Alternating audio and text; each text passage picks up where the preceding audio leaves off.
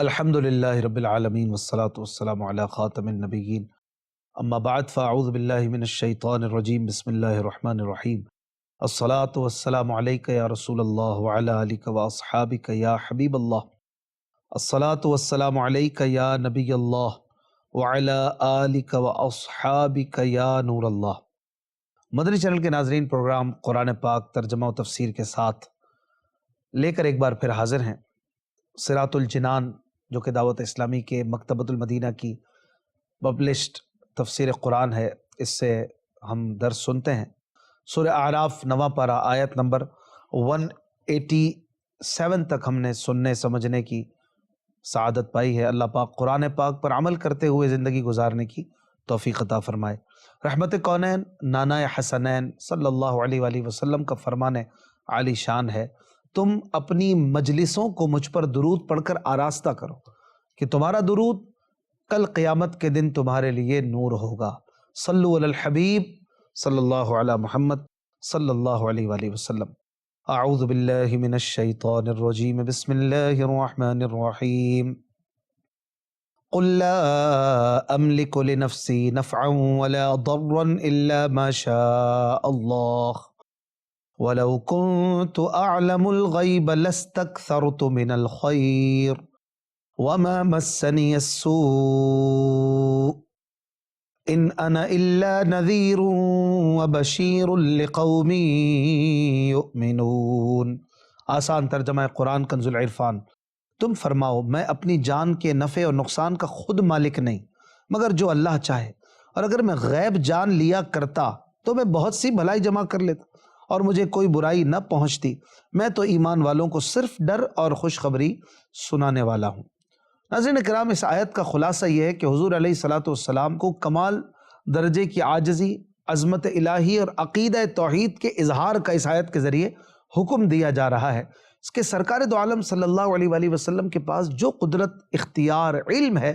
خواہ اپنی ذات کے متعلق یا دوسروں کے بارے میں، یوں ہی دنیاوی چیزوں کے بارے میں یا قیامت، آخرت اور جنت کے بارے میں، وہ سب کا سب اللہ پاک کی عطا سے ہے۔ لہٰذا حضور علیہ الصلوۃ والسلام کا اولین و آخرین سے افضل ہونا، دنیا اور آخرت کے امور میں تصرف فرمانا، صحابہ رضی اللہ عنہم کو شفا عطا فرمانا، بلکہ جنت عطا فرمانا، انگلیوں سے پانی کے چشمے جاری کرنا، یہ سب چیزیں جتنی بھی ہیں در حقیقت یہ سب اللہ پاک کے چاہنے سے ہیں، اللہ پاک کی عطا سے ہیں، خود سے کچھ نہیں۔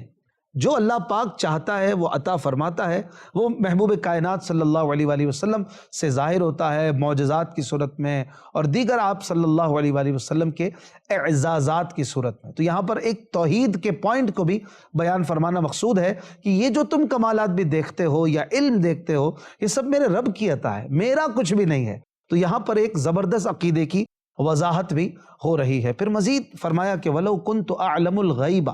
لَاسْتَكْثَرْتُ مِنَ الْخَيْرِ، اور اگر میں غیب جان لیا کرتا، تو اس آیت مبارکہ میں علم غیب کی ایک طرح سے نفی ہو رہی ہے کہ میں غیب جان لیا کرتا تو بہت ساری بھلائی جمع کر لیتا۔ تو اس کے متعلق علماء اکرام نے مختلف توجیحات بیان فرمائی ہیں کہ اس سے کیا مراد ہے۔ اعلیٰ حضرت امام احمد رضا خان رحمۃ اللہ علیہ نے نبی کریم صلی اللہ علیہ وآلہ وسلم کے علوم پر مشتمل اپنی لاجواب کتاب انباء الحی ان کلامہ المصون تبیان لکل شیء، یعنی اللہ پاک کا کلام قرآن مجید ہر چیز کا روشن بیان ہے۔ اس کتاب میں آپ لکھتے ہیں،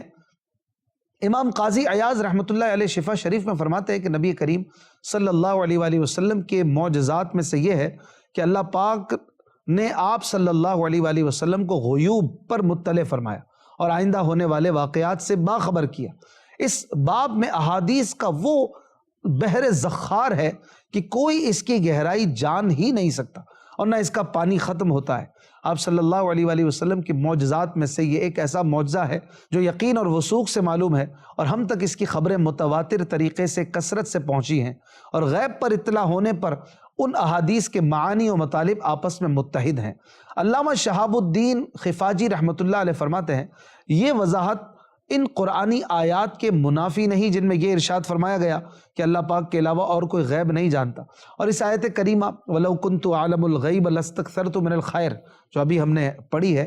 کہ اگر میں غیب جان لیا کرتا خود سے تو بہت ساری بھلائی جمع کرتا۔ اس میں جو بات ہو رہی ہے وہ کسی واسطے کے بغیر، یعنی علم ذاتی کی نفی کی گئی ہے کہ حضور علیہ الصلوۃ والسلام ذاتی طور پر کوئی علم نہیں رکھتے، البتہ اللہ پاک کے بتانے سے حضور علیہ الصلوۃ والسلام کا غیب پر مطلع ہونا یہ یقیناً ثابت ہے، اور اس کی دلیل خود قرآن پاک میں ہے۔ اللہ پاک فرماتا ہے عالم الغیب فلا یظہر علی غیبہ احدا الا من ارتضی من رسول، غیب کا جاننے والا اپنے غیب پر کسی کو مکمل اطلاع نہیں دیتا سوائے اپنے پسندیدہ رسولوں کے۔ تو پسندیدہ رسولوں میں سب سے بڑھ کر رسول تو حضور علیہ الصلوۃ والسلام کی ذات ہے۔ علامہ علی بن محمد خازن رحمۃ اللہ علیہ فرماتے ہیں تفسیر خازن میں، اس آیت میں اس بات کا احتمال ہے کہ آپ صلی اللہ علیہ وآلہ وسلم نے یہ کلام تواضع اور ادب کے طور پر فرمایا ہو، اور مطلب یہ ہے کہ میں غیب نہیں جانتا مگر یہ کہ اللہ پاک نے جس کی مجھے اطلاع دی اور جو میرے لیے مقرر فرمایا میں صرف اسی کو جانتا ہوں۔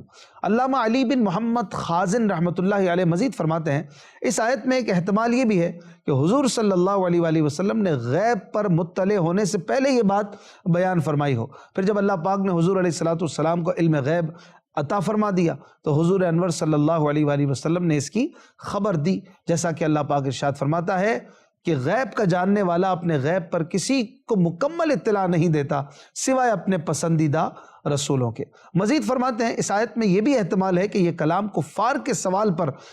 جواب کی صورت میں بیان کیا گیا ہو، پھر اس کے بعد اللہ پاک نے غیبی اشیاء کو حضور علیہ الصلوۃ والسلام پر ظاہر کیا اور حضور صلی اللہ علیہ وآلہ وسلم نے ان کی خبر دی تاکہ یہ نبی کریم صلی اللہ علیہ وآلہ وسلم کا معجزہ اور آپ کی نبوت صحیح ہونے پر دلیل بن جائے۔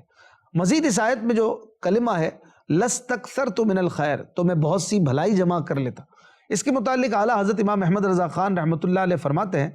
بھلائی جمع کرنا اور برائی نہ پہنچنا اسی کے اختیار میں ہو سکتا ہے جو ذاتی قدرت رکھے، اور ذاتی قدرت وہی رکھے گا جس کا علم بھی ذاتی ہو، کیونکہ جس کی ایک صفت ذاتی ہے اس کے تمام صفات ذاتی۔ تو معنی یہ ہوئے کہ اگر مجھے غیب کا علم ذاتی ہوتا تو قدرت بھی ذاتی ہوتی اور میں بھلائی جمع کر لیتا اور برائی کو پہنچنے ہی نہ دیتا۔ بھلائی سے مراد راحتیں اور کامیابیاں اور دشمنوں پر غلبہ ہے، اور برائیوں سے تنگی اور تکلیف اور دشمنوں کا غالب آنا ہے۔ یہ بھی ہو سکتا ہے کہ بھلائی سے مراد سرکشوں کا مطیع اور نافرمانوں کا فرما بردار اور کافروں کا مومن کر لینا ہو، اور برائی سے بدبخت لوگوں کا باوجود دعوت کے محروم رہ جانا۔ تو حاصل کلام یہ ہوگا کہ اگر میں نفع اور نقصان کا ذاتی اختیار رکھتا تو اے منافقین و کافرین تم سب کو ایمان والا بنا دیتا اور تمہاری کفر والی حالت دیکھنے کی مجھے تکلیف ہی نہ پہنچتی۔ اگلی آیت میں مزید اللہ پاک ارشاد فرماتا ہے هو الذي خلقكم من نفس واحدة وجعل منها زوجها ليسكن إليها فلما تغشاها حملت حملا خفيفا فمرت به فلما أثقلت دعوا الله ربهما لئن آتيتنا صالحا لنكونن من الشاكرين فلما آتاهما صالحا جعلا له شركاء فيما آتاهما فتعالى الله عما يشركون۔ آسان ترجمہ قرآن کنز العرفان، وہی ہے جس نے تمہیں ایک جان سے پیدا کیا اور اسی میں سے اس کی بیوی بنائی تاکہ اس سے سکون حاصل کرے، پھر جب مرد اس عورت پر چھایا تو اسے ایک ہلکے سے بوجھ کا حمل ہو گیا تو وہ اسی کو لے کر چلتی رہی، پھر جب حمل کا وزن بڑھ گیا تو دونوں اپنے رب سے دعا کرنے لگے اگر تو ہمیں صحیح سالم بچہ عطا فرما دے تو ہم یقیناً شکر گزار ہوں گے۔ پھر جب اس نے صحیح سالم بچہ عطا فرما دیا تو انہوں نے اس کی عطا میں شریک ٹھہرا دیے تو اللہ ان کے شرک سے بلند و بالا ہے۔ ناظرین کرام، یہ دو آیتیں آپ نے سماعت فرمائی، ان کے متعلق مختلف تفاسیر ہیں،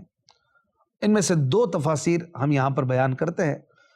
ایک تو یہ کہ مشرکین یہ کہا کرتے تھے کہ حضرت آدم علیہ السلام معاذ اللہ بتوں کی عبادت کرتے تھے اور بھلائی طلب کرنے اور برائی دور ہونے کے سلسلے میں بتوں کی طرف رجوع کرتے تھے۔ تو ان آیات میں اللہ پاک نے حضرت آدم علیہ السلام اور حضرت حوا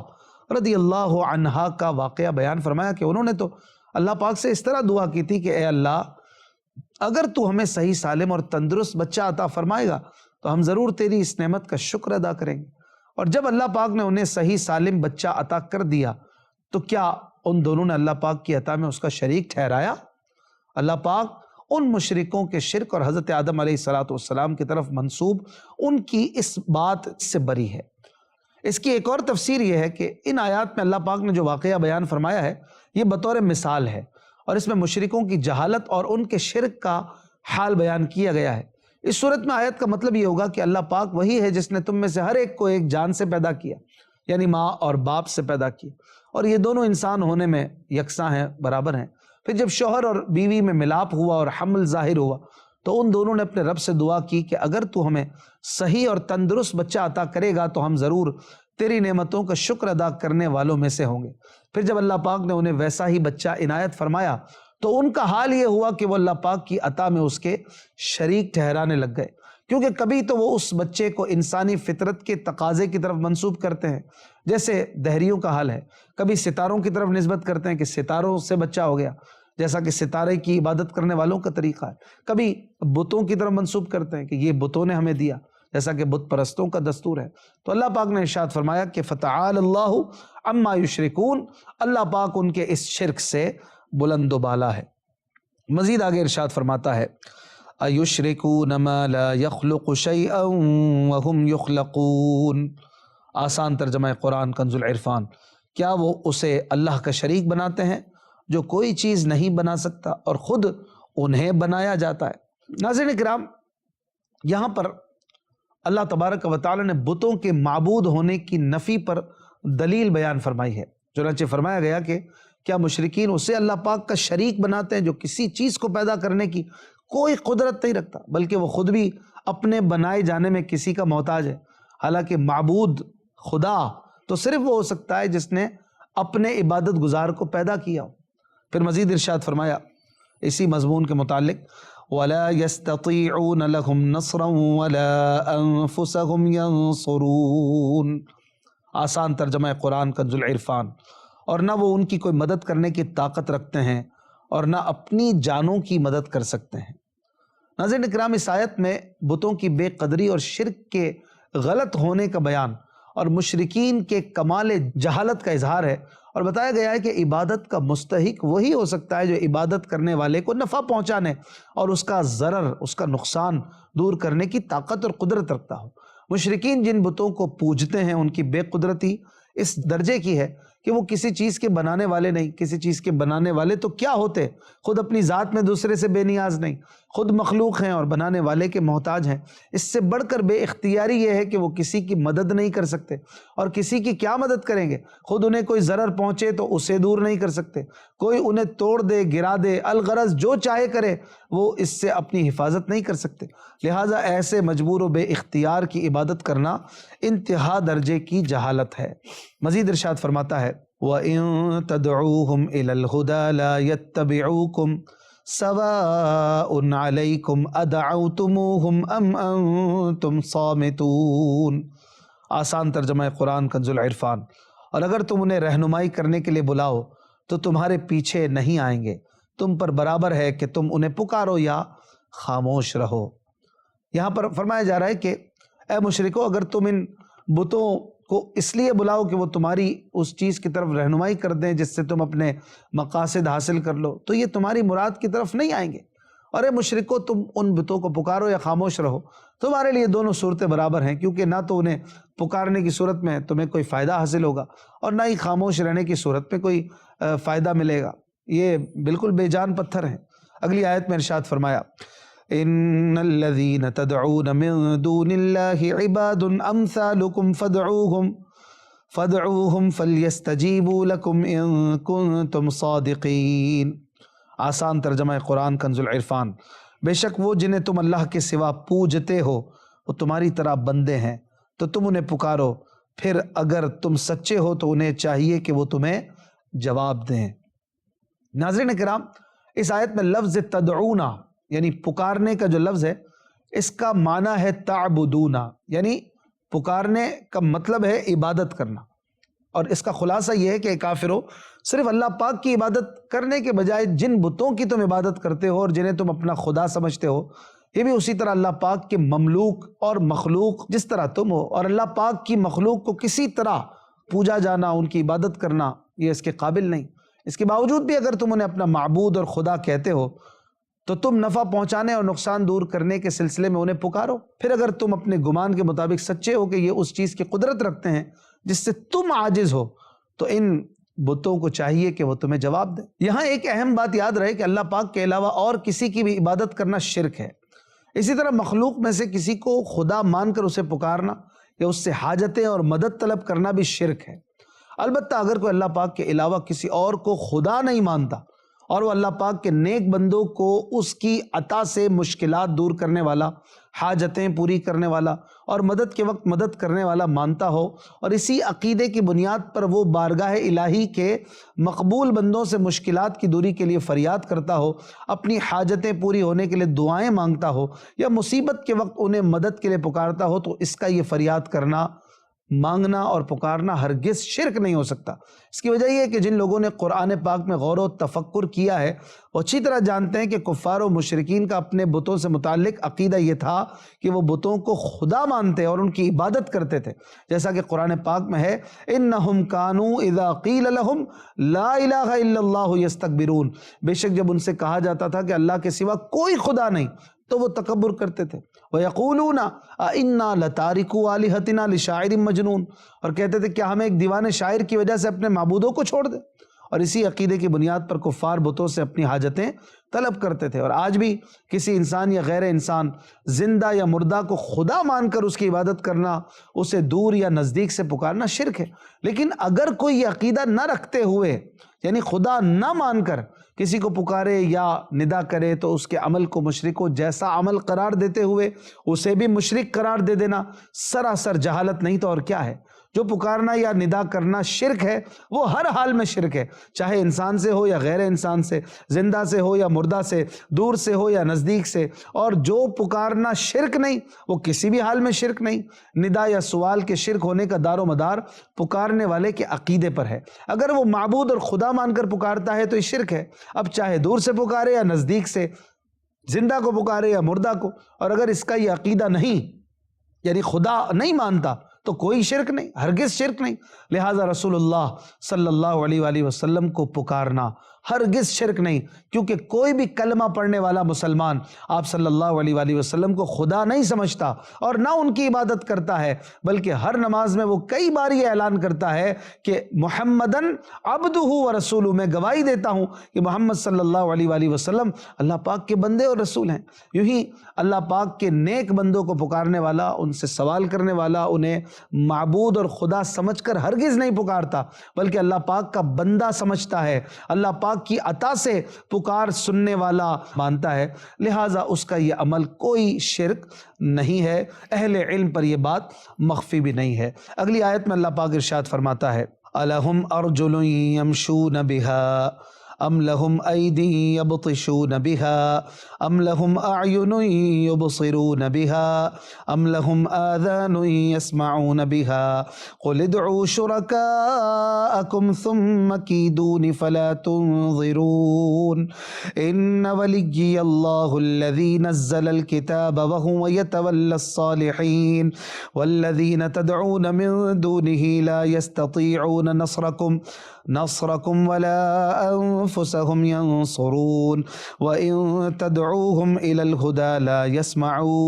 وتراهم ينظرون إليك وهم لا يبصرون۔ آسان ترجمہ قرآن کنز العرفان۔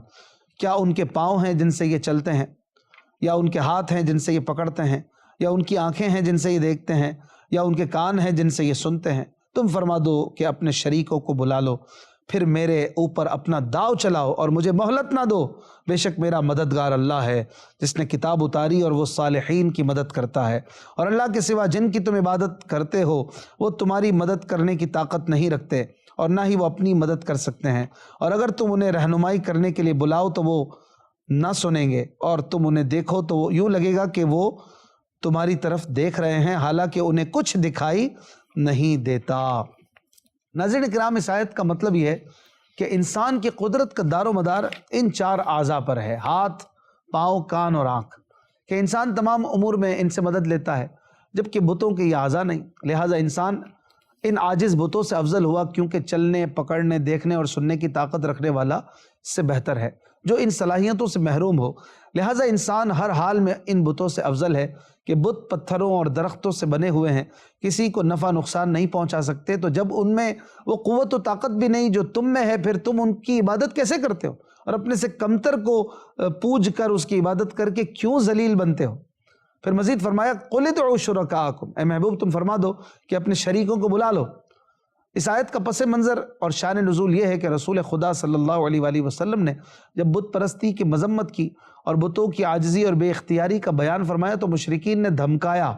اور کہا کہ بتوں کو برا کہنے والے تباہ و برباد ہو جاتے ہیں اور یہ بت انہیں ہلاک کر دیتے ہیں۔ اس پر یہ آیت کریمہ نازل ہوئی اور اس آیت اور اس کے بعد والی 3 آیات میں فرمایا گیا کہ اے حبیب صلی اللہ علیہ وآلہ وسلم آپ ان سے فرما دیں کہ اگر تم بتوں میں کچھ قدرت سمجھتے ہو تو انہیں پکارو اور مجھے نقصان پہنچانے میں ان سے مدد لو، اور تم بھی جو مکر و فریب کر سکتے ہو وہ میرے مقابلے میں کرو اور اس میں کوئی دیر نہ لگاؤ۔ مجھے تمہاری اور تمہارے معبودوں کی کچھ پرواہ نہیں اور تم سب مل کر بھی میرا کچھ بگاڑ نہیں سکتے، کیونکہ میری حفاظت کرنے والا اور میرا مددگار وہ رب ہے جس نے مجھ پر قرآن نازل فرمایا، مجھے عظمت عطا کی اور اپنے نیک بندوں کو دوست رکھتا اور ان کی مدد فرماتا ہے۔ اور اے بت پرستو، اللہ پاک کے سوا جن کی تم عبادت کرتے ہو وہ کسی کام میں تمہاری مدد کرنے کی طاقت نہیں رکھتے اور نہ ہی وہ اپنی مدد کر سکتے ہیں، تو میں پھر